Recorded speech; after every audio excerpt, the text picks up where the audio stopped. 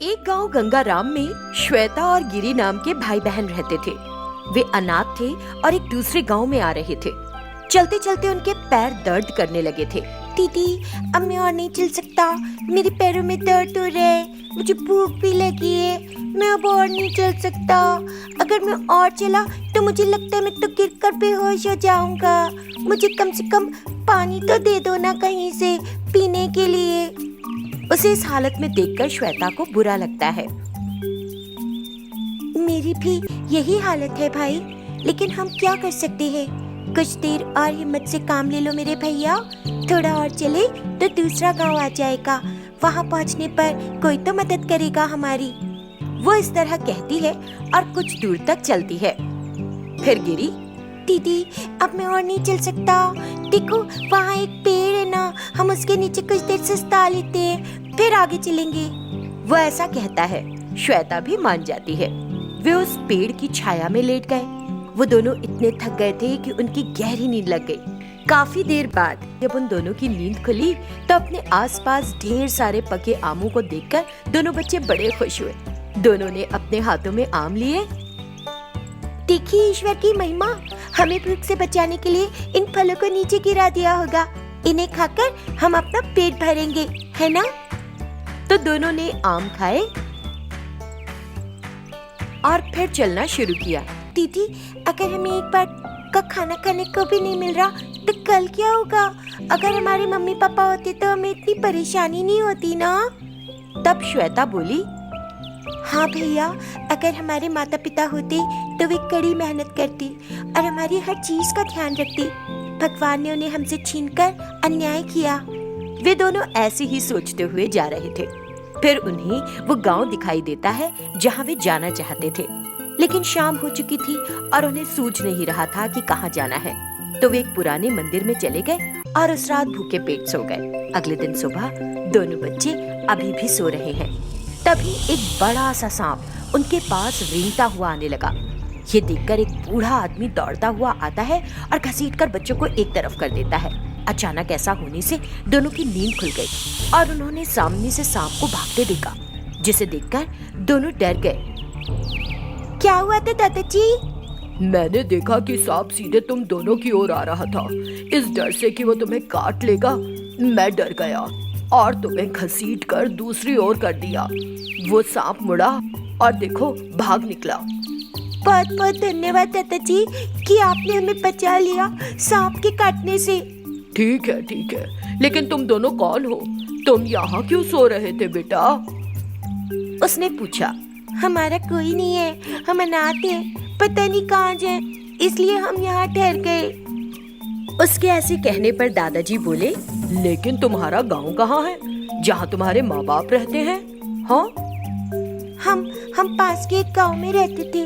जब हमारे माता पिता जीवित थे, एक दिन खेत में काम कर रहे थे कि तेज बारिश होने लगी और अचानक आंधी चल उठी।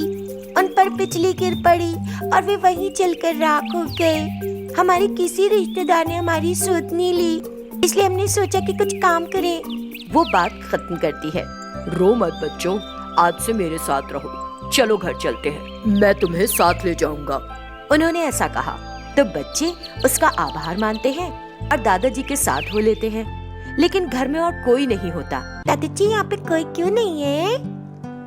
मैं अपने बेटे और बहू के साथ रह रहा था, लेकिन वे मुझे छोड़कर नगर को चले गए, उसने कहा। तो उस दिन से दादाजी ने उनकी जरूरतों का ख्याल रखना शुरू कर दिया। बच्चे दादाजी की घर के कामों में मदद करते थे। इस तरह दिन बीत रहे थे। एक दिन की बात है। दीदी, ऐसे कितने दिन बैठे रहेंगे? अच्छा नहीं लगता ना खाली बैठना?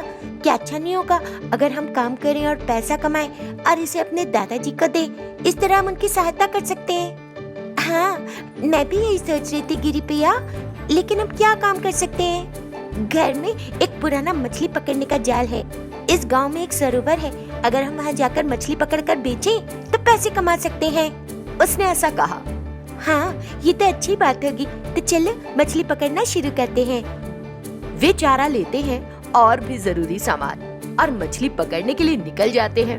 वे मछली पकड़ने का जाल पानी में डाल लेते हैं और मछली पकड़ना शुरू करते हैं और मछलियों से 2 टोकरियां भर लेते हैं। वे इसे बेचने जाते हैं। बच्चे घर पर नहीं है ये देखकर दादाजी चिंतित हैं। कुछ समय बाद बच्चे मछली बेचकर घर लौट आते हैं। अब तक तुम दोनों कहाँ थे?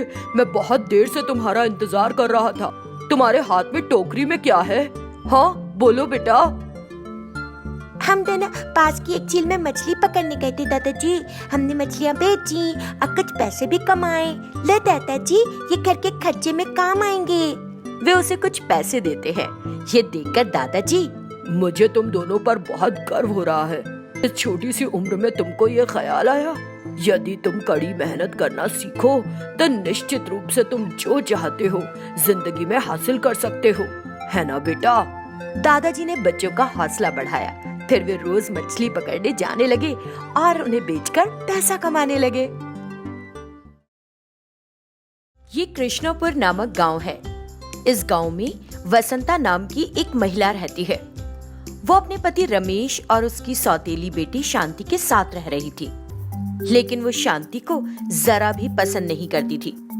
जब उसका पति घर पर नहीं होता था तो वो उसे डांटती और मारती रहती थी। जैसे अभी वो कह रही है, अरे सुन, अगर तूने अपने पिता से कहा कि मैं तुझसे काम करवाती हूँ तो देखना फिर तेरी क्या हालत करूंगी। ऐसी बातें कहकर वो बच्ची को धमका रही थी। क्योंकि वो छोटी थी, वो इसे सच मानकर सहम जाती है और अपने पिता को कुछ नहीं बताती है। तो इस तरह सब चल रहा था। एक दिन सुबह वसंता बाथरूम गई। बाथरूम गंदा होने के कारण उसने गुस्से में शांति को पुकारा, ए शांति, इधर आ। तू इतनी जिद्दी है, क्या तू नहीं जानती कि काम को ठीक तरीके से कैसे किया जाता है? जरा देख तो यहाँ फर्श को कैसा गंदा और चिकना है। पैर पड़ते ही फिसल जाऊंगी मैं। आंटी, मैं आज सुबह देर से उठी थी, इसलिए मैं बाथरूम साफ नहीं कर पाई। मैं अभी कर देती हूँ। इसके लिए उसकी सौतेली माँ, ठीक है अभी साफ मत कर, अब तब करना जब मैं करने को कहूँ। पहले सारा काम पूरा कर ले। ठीक है आंटी। वो अपना सारा काम खत्म करती है। फिर उसकी सौतेली माँ, मैं तुझे नाश्ता परोसती हूँ। छोटी लड़की ठीक कहती है। तो उसकी सौतेली माँ थाली में नाश्ता लगाकर लाती है और लड़की को बाथरूम के पास ले जाती है। शांति थोड़ा घबराई हुई थी। उसकी सौतेली माँ ने थाली रखी। वो लड़की को उस गंदे बाथरूम में अपना टिफिन खाने के लिए कहती है। तू यहाँ खाएगी तब समझेगी कि कितनी गंदगी हो रही है यहाँ पर। समझ गई? चल बैठकर खा यहाँ। आंटी, मैं यहाँ बैठकर कैसे खा सकती हूँ? ये पहले पता होना चाहिए था ना तुझे। अगर हर दिन समय से उठकर अपना काम ठीक से करती तो ऐसा कुछ नहीं झेलना पड़ता ना। अब जो गलती की है तो सजा तो मिलेगी। बेचारी को बाथरूम में रहना पड़ा। वो रोई और बाथरूम में खाने लगी, लेकिन बदबू बर्दाश्त नहीं कर सकी और उल्टी कर दी। ये देखकर उसकी सौतेली माँ जोर जोर से हंस पड़ी। शांति रोने लगी और अंदर चली गई। इस तरह बच्ची का जीवन बड़ा बुरा बीत रहा था। दुर्भाग्य से उसके पिता की भी दिल का दौरा पड़ने से मृत्यु हो गई। शांति की मानो पूरी जिंदगी ही तबाह हो चुकी थी। पापा, तुम भी चले गए, अब मेरा साथ कौन देगा? वो लगातार रो रही थी। हे भगवान, तुम मेरे साथ ऐसे क्यों कर रहे हो? पत्नी भी रो रही थी। अपने पिता के अंतिम संस्कार की सारी रस्में शांति ने ही पूरी की। तो सभी हैरान रह गए। ऐसी अजीब चीज उन्होंने कभी नहीं देखी थी। मैं अपने पापा की बेटा और बेटी दोनों थी, इसलिए मैं नहीं करूँगी तो कौन करेगा? वो इन शब्दों को बहुत बहादुरी से कहती है। उन शब्दों को सुनकर फिर आगे कोई कुछ नहीं बोलता। सभी अपने अपने घर लौट जाते हैं। दिन बीतते जाते हैं। उसके पिता के गुजर जाने के बाद उसकी सौतेली माँ के नखरे और नाराजगी और भी बढ़ गई। तो शांति घर से भाग गई। लड़की के भागने के बाद शांति उसे गांव की अलग अलग जगहों पर खोजने जाती है। जब वो तब भी नहीं मिली तो उसने उसे तलाशना बंद कर दिया। उधर शांति एक छोटे से गांव में पहुंची। वो वहां भूख और प्यास से तड़प रही थी। न कुछ खाने को था और न पीने को। तभी एक लड़का, तुम कौन हो? बड़ी कमजोर दिख रही हो। शांति उसे अपनी कहानी सुनाती है। उसकी बातें सुनकर उसे बहुत बुरा लगा। मेरा भी इस दुनिया में अपना कोई नहीं, तुम अकेली हो ना? मेरा नाम बालू है। मैं सड़कों पर भीख मांगता हूँ और जो मिलता है खा लेता हूँ। देखो, मैं उधर थोड़ी दूर पर एक झोपड़ी में रहता हूँ। आओ चलो मेरे साथ, मैं कुछ खाने को दूंगा तुम्हें। उसने ऐसा कहा तो दोनों बालू की झोपड़ी में चले गए। दोनों झोपड़ी के अंदर गए। वहां बालू ने शांति को खाना दिया। उसने जो भी था खा लिया। फिर दोनों वहीं आराम करने लगे। दिन बीतते जाते हैं। बालू भीख मांगता है और जो मिलता है वो दोनों मिलकर खाते हैं। लेकिन छोटी सी शांति को ये बात गले नहीं उतरती। देखो बालू, मुझे नहीं अच्छा लगता जैसे तुम मेरे लिए भीख मांगते हो। मेहनत करके क्यों नहीं कमाती हो तुम? तो बालू कहता है, हम बच्चे हैं ना, कोई काम थोड़ी देगा। मैं खुशी से थोड़ी मांगता हूँ भीख, मजबूरी है मेरी। अगर कोई काम नहीं दे रहा तो हम खुद तैयार करेंगे अपना काम। वो पूछता है कि वे क्या कर सकते हैं। दोनों सोचते हैं और लकड़ी बेचने का फैसला करते हैं। और इस तरह वे जंगल से लकड़ी चुनकर लाते हैं और फिर एक जगह रखकर बेचने लगते हैं। उससे जो पैसा मिलता है वो उनकी जरूरत का सामान खरीदने और रोजी रोटी कमाने में काम आता है। वे एक छोटा चूल्हा खरीदते हैं और फिर वे खुद खाना बनाकर खाते हैं। कुछ दिन ऐसे ही बीत जाते हैं। एक दिन जब शांति जलाऊ लकड़ी बेच रही होती है तो उसे उसकी सौतेली माँ दिखाई देती है। शांति को डर लगता है और वो वहाँ एक जगह पर छिप जाती है। माँ के जाने के बाद ही बाहर निकलती है। शाम को शांति और बालू दोनों घर पहुँचे। तभी तेज बारिश होने लगी और उनके घर में पानी भर गया और दोनों बच्चों को घर से बाहर आना पड़ा। देखो बालू, मेरी आंटी आ गई थी। अगर हम यही रहे तो वो किसी न किसी दिन मुझे ढूंढ कर ले जाएगी। अभी देखो हमारी झोपड़ी की क्या हालत हो गई है। इसलिए हमें रहने के लिए एक अच्छी जगह बनानी होगी जहाँ हम अच्छे से रह सके, है ना? अब हम यहाँ पे और नहीं रह सकते बालू। अगर हमें सबसे छुपना है तो पानी के अंदर या धरती के अंदर ही छिप सकते हैं। हाँ, धरती के अंदर रहेंगे। हम एक भूमिगत घर की व्यवस्था करते हैं। वो कहता है ठीक है। अगले दिन से दोनों ने एक गड्ढा खोदना शुरू कर दिया।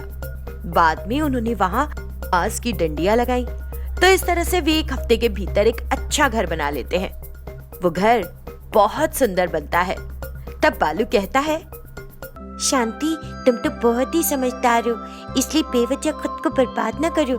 यदि तुम अच्छी तरह से पढ़ाई करती हो तो तुम बहुत आगे जा सकती हो। मेरी बात सुनो, तुम्हारी पढ़ाई का कितना भी खर्चा होगा मैं कमाकर भरूंगा। मैं रोज मजदूरी करने जाऊंगा। मैं मेहनत करूंगा और तुम पढ़ाई करना, अच्छे से पढ़ाई करना। उसने ऐसा कहा। उसकी बातें सुनकर शांति की आंखों में आंसू छलक आए। मैं बहुत खुश हूँ बालू, मेरे अपने परिवार ने मेरी परवाह नहीं की। तुम तो मेरी कोई भी नहीं, लेकिन तुम्हें मेरा कितना ख्याल है। मैं अच्छे से पढ़ाई करूंगी और तुम्हारी मेहनत साकार करूंगी। बालू ये सुनकर बहुत खुश होता है। फिर अगले दिन से शांति पूरी लगन से पढ़ाई करना शुरू कर देती है और बालू उसकी हर जरूरत पूरी करता है। खाली समय में शांति भी उसकी मदद करती है। तो इस तरह वे दोनों उस भूमिगत बांस के घर में सुरक्षित रहने लगते हैं और साथ में खुश भी रहते हैं।